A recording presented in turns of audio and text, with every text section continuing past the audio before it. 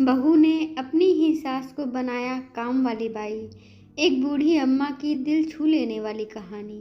सुहानी ने जब से सुना है कि उसकी बचपन की सहेली वर्षा उसके शहर में शिफ्ट हो गई है, तब से सुहानी बहुत बेचैन थी सहेली से मिलने के लिए, लेकिन समय नहीं मिलता था।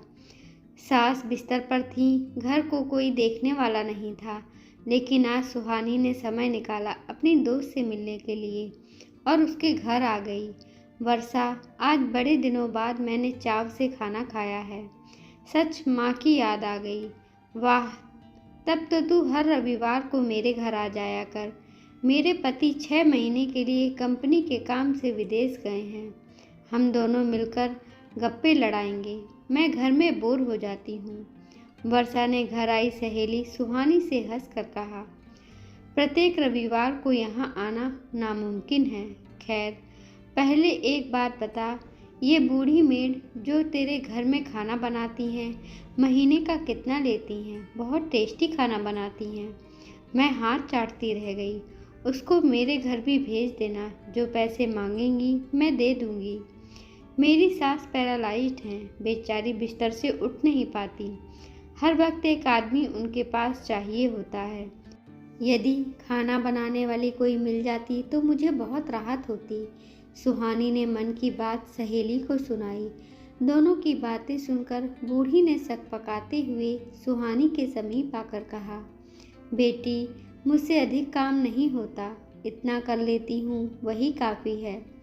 एक बूढ़ी विधवा को जीने के लिए पेट भरने से अधिक और क्या चाहिए।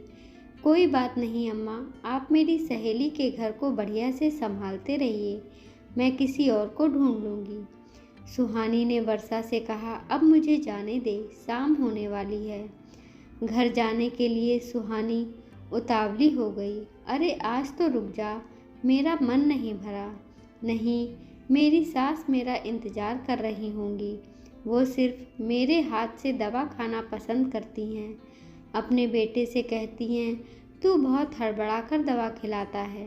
बहू को देख, कितने बढ़िया से बच्चों की तरह फुसलाकर मुझे दवा खिलाती है। तभी सिसकने की आवाज़ आई। ओह, क्या हुआ आपको? बताइए अम्मा। सुहानी से उनके आंसू देखे नहीं गए। तुरंत बूढ़ी के पास जाकर उसने मधुरता से पूछा, कुछ नहीं बेटी, इन आंसुओं का क्या भरोसा, कब टपक पड़े। बूढ़ी ने आंसू पोंछते हुए जवाब दिया। तभी वर्षा ने कहा, अरे खड़ी होकर यहाँ नौटंकी क्यों करती हो? जाओ जल्दी से काम निपटाओ, रसोई में बहुत काम पड़ा है। वर्षा आंखें ततेरते हुए बूढ़ी पर बरस पड़ी। जाती हूँ बहू। बूढ़ी के मुंह से निकले अधूरे शब्द कान में पड़ते ही सुहानी की आंखें फटी की फटी रह गईं। प्रश्नवाचक दृष्टि से उसने वर्षा को घूरते हुए कहा, ये तुम्हारी सास है, परंतु तुमने तो कहा था। हे भगवान! सुहानी के अप्रत्याशित सवाल से वर्षा का सिर लाज के मारे लटक गया। वह बुत बनी खड़ी रही। पति की माँ को तुमने नौकरानी बना डाला। मुझे तुझे अपनी सहेली कहने में शर्म आ रही है।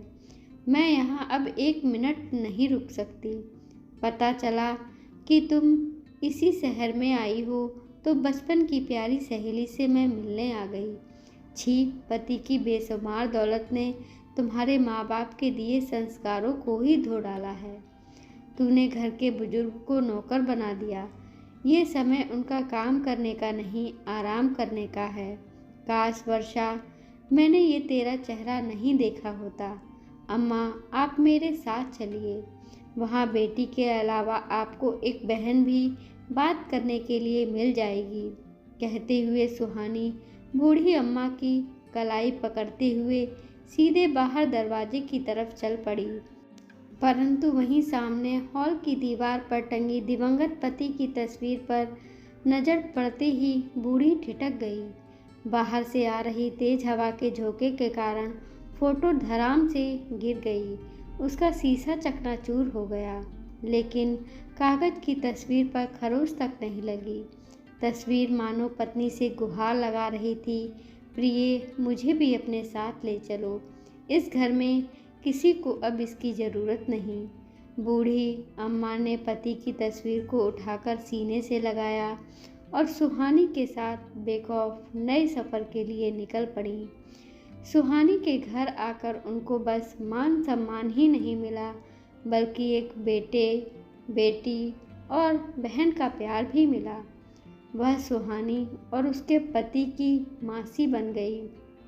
अब वो बहुत खुश रहती, कभी कभी सुहानी की रसोई में मदद भी कर देती, लेकिन सुहानी ने उनको सख्ती से मना कर रखा था कुछ भी करने से। ऐसे रिश्ते पाकर तो अम्मा धन्य हो गईं। दोस्तों, क्या वर्षा अपनी सास के साथ सही कर रही थी, और जो सुहानी ने कदम उठाया वह सही था या गलत? अपना उत्तर कमेंट बॉक्स में अवश्य दीजिए। धन्यवाद दोस्तों। कृपया हमारे चैनल को लाइक करें, शेयर करें, सब्सक्राइब करें। धन्यवाद।